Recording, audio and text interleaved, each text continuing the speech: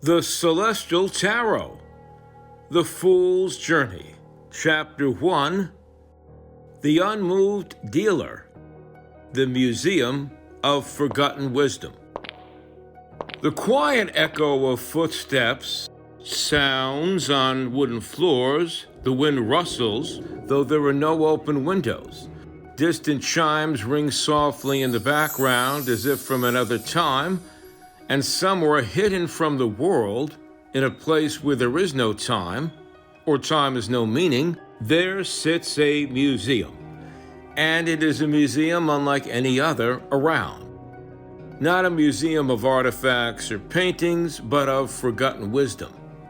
There are shelves of dusty tomes stretching toward the sky, and glass cases hold relics from the world's long past.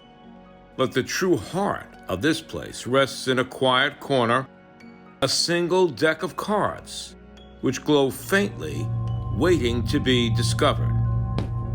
There is the sound of footsteps approaching, slowly, deliberate, as though drawn towards something unseen.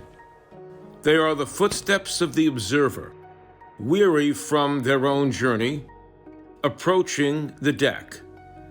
They are not sure of what they're looking for, perhaps answers, perhaps meaning, but they feel a pull, as if the cards are calling out to them.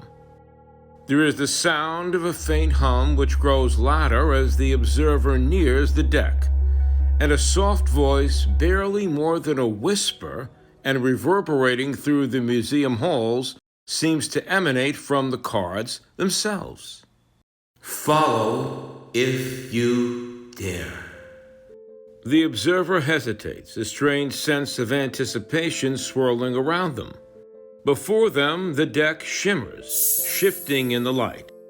It is an ancient deck, worn at the edges, but alive with a power that transcends time. The cards, though motionless, seem to pulse with an energy as though waiting for something or someone. The shuffling of cards echoes softly, though no one is there to shuffle them. The observer stands motionless, caught between fear and curiosity. The deck continues to address the observer, calm and alluring.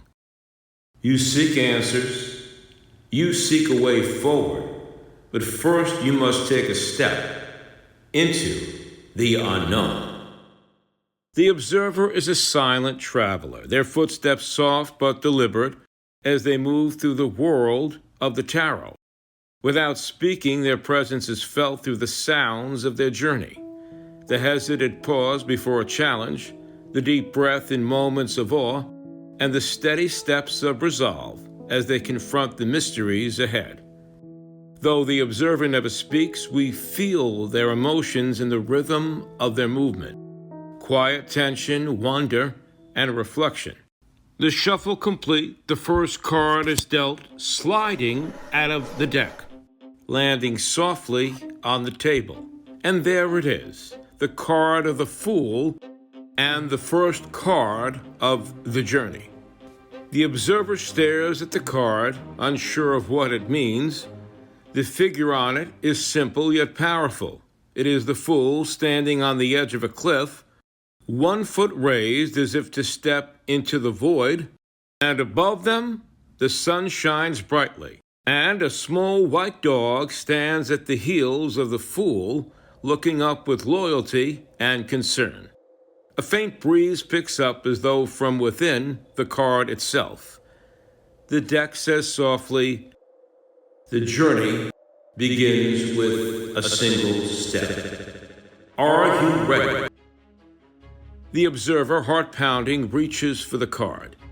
And as their fingers brush its surface, the world around them begins to shift. The museum fades into the background, and the observer finds themselves standing not in front of the deck, but within it.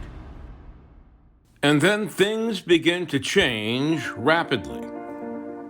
The hum of the museum fades away, replaced by the sound of wind and distant waves crashing against rocks. The journey has begun. The observer, by some means, is now in the world of the fool within the deck. Their world is now the world of the deck. The cliffs stretch out before them, endless and jagged, while the sky above seems impossibly wide and full of promise. The fool, the faceless figure from the card, stands at the edge of the cliff, their back to the observer. The wind howls, waves crash far below, and the fool's footsteps crunch on the gravel as they move forward slowly yet with certainty. The fool, calm and thoughtful, says, "To begin is risk, but without the first step, how can one ever know what lies behind?" Standing on the edge of the cliff, the fool gazes upward, arms open wide, as the sun bathes him in light. A white dog joyfully leaps at his feet, and blooming flowers surround him, while he prepares to step into the unknown with nothing but a small knapsack and a boundless sense of wonder. The deck itself is universal, though the deck in the museum may be unique. And in this deck, the tarot deck, the fool represents new beginnings, innocence, and the courage to step into the unknown. He carries no baggage, only the essentials. The card is full of light and promise, symbolizing freedom, potential, and adventure. The fool stands at the edge of the cliff, about to leap into the unknown, guided by trust in the universe. The observer follows behind the fool. The fool doesn't turn around, but his words resound with the observer deep in their soul. It is an invitation and also a challenge. The observer feels a pull, a need to follow, but fear holds them back, the fear of the unknown. The fool steps forward, 1 foot hovering over the edge of the cliff as depicted in the card. The wind howls louder now, as if urging the observer to follow the one in front of him. And then the fool steps off the cliff, but instead of falling, he soars, lifted by the winds of fate, carried into the unknown. The observer watches in awe, their heart racing. They are no longer just a passive witness. They too must make a choice. The deck whispers, "The fool's journey is your journey now. Will you yourself take that leap?" The observer hesitates, but only for a moment before stepping forward, feeling the ground beneath them give way. But instead of falling, they feel weightless, as if carried by the same wind that lifted the fool. The world blurs around them, shifting, changing, until they land gently on solid ground once more. The fool, the observer, and his dog, a trio, now safely arrived at the surface below. The fool carries the knapsack on his shoulder, and it is light, symbolizing that he carries only what he needs. The white dog at his feet leaps joyfully, representing instinct and the faithful companion of intuition. The fool's face is full of wonder and joy and the excitement of adventure. The three are no longer on the cliffs. The world around them now is different, softer, quieter, yet no less mysterious.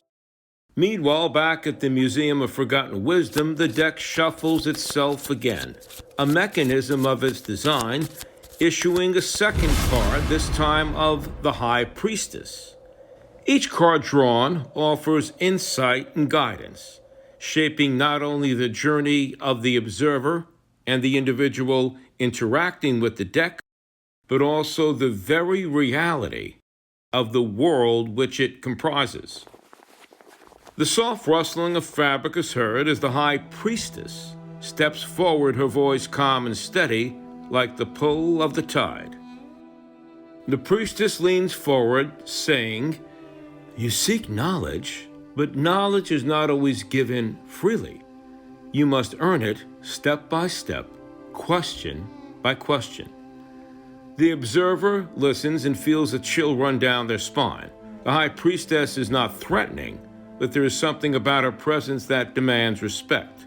She stands between two towering pillars that rise from the earth, one dark, one light, symbols of the duality that she guards, and behind them hangs a veil heavy with ancient symbols hiding the truths that lie behind. The priestess continues, "You stand at the threshold. Do you dare to part the veil, to seek what lies behind?" In this deck, in this world, the high priestess manifests as Inanna, the goddess of Mesopotamia in Earth's ancient works and mythology. But across the multiverse, her essence transcends names, guiding seekers through intuition and hidden knowledge. The Fool, too, is an archetype, a universal traveler whose form remains undefined in this reality. Like the priestess, he could take on many different identities. As the cards shift in the deck, so too do the reflections across distant worlds.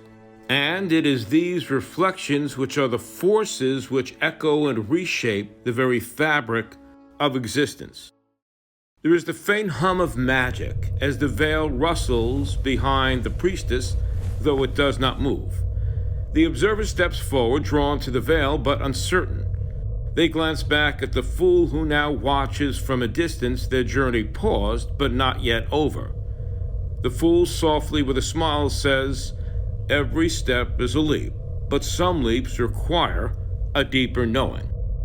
Even beneath the cliff, the observer can see the card drawn in the museum in his mind's eye. The card of the high priestess now made manifest before him, the high priestess's serene form now standing in front of him as if drawn from both the deck and reality.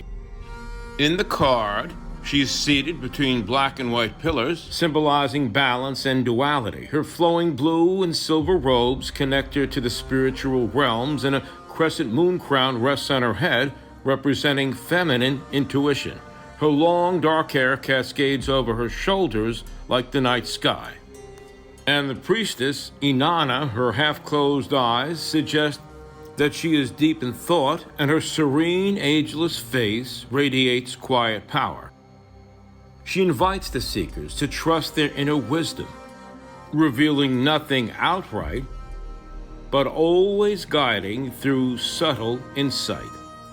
The high priestess smiles, her eyes glinting with hidden knowledge.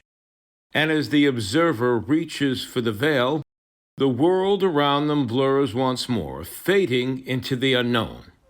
The journey has only just begun, triggered perhaps by the cards drawn themselves. Events which occur in this world appear to originate in the museum, generating the cards that fuel the journey, first the Fool, and now the High Priestess. The observer can hear the sound of shuffling cards fading in, an impromptu end to this initial episode. The faint whisper of the deck and the Fool's dog's barking lingers in the background long after the sounds should have faded. And so the observer stands between the Fool and the High Priestess, their cards made manifest, guiding them through a world that now unfolds in perfect harmony with the deck's mysterious design.